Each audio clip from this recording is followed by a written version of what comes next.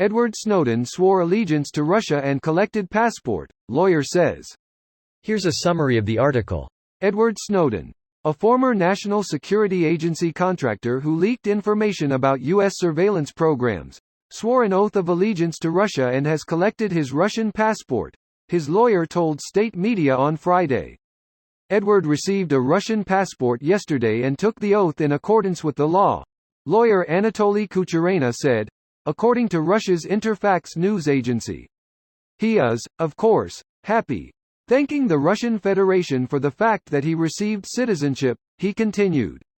And most importantly, under the Constitution of Russia, he can no longer be extradited to a foreign state. This post received a score of 38,000, with an upvote ratio of 84%. Here are the top comments in response to this article. Full article. Edward Snowden, a former National Security Agency contractor who leaked information about U.S. surveillance programs, swore an oath of allegiance to Russia and has collected his Russian passport, his lawyer told state media on Friday. It's unclear whether Snowden swore the oath of allegiance at the same time as he was granted a passport, but the two are common procedures when foreigners become Russian citizens. Russian President Vladimir Putin granted Snowden citizenship in September, in a decree that covered 72 foreigners.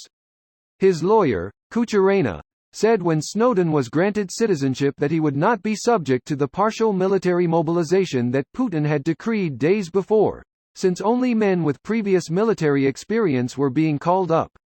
I mean, he has military experience, just not Russian military experience. He is much more valuable alive and as a token in Russia than dead in Ukraine. Yeah, his symbolic value is pretty considerable. And would be much less valuable if given a presidential pardon. Greater than presidential pardon. We can safely assume now that if that ever was on the table, it's not now. They would have done it by now if it was on the table to begin with. When you get your citizenship in Ghana, you swear allegiance to Ghana. Economic Minister Maguire knows this. Yes, that's how citizenship works. Naturalized citizenship. As someone born here, I never had to swear an oath, but they did make us pledge allegiance a lot of times to the flag for some reason.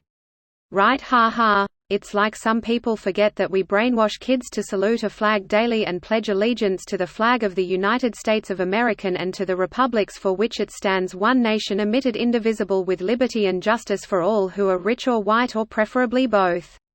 Oh, very good. I always felt they divided the phrase, one nation indivisible, with, under God, on purpose to show that they will divide this nation under God, or whomever they get tricked into coronating. Under God was added in the 50s during the Cold War, along with, in God we trust, on our money.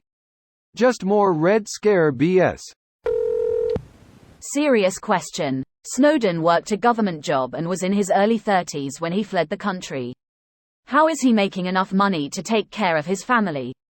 There's no way he had saved up enough to retire at the time he decided to share the important information he shared about the NSA.